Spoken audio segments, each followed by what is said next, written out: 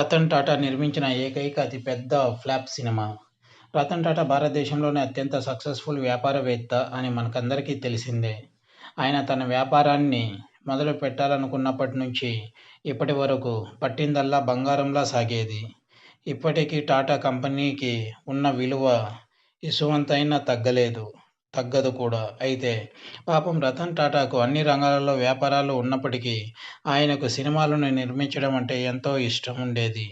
అలా తన నిర్మాణ సంస్థ అయిన టాటా ఇన్ఫో మీడియా బ్యానర్‌పై 'ఏత్ బార్' అనే హిందీ సినిమాను తీశారు. 2004లో రిలీజ్ అయిన ఈ సినిమాకు విక్రమ్ భట్ దర్శకత్వం వహించారు. జాన్ అబ్రహం, అమితాబ్ బచ్చన్, బిపాషా బసులు ప్రధాన పాత్రల్లో నటించిన ఈ సినిమా 9 కోట్ల బడ్జెట్‌తో తీశారు టాటా.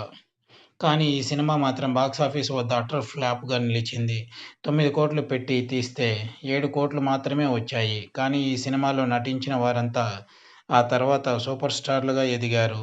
ఇక అప్పటి నుంచి తాను సినిమాలు నిర్మించకూడదని టాటా నిర్ణయించుకున్నారు. ఇది వ్యూవర్స్.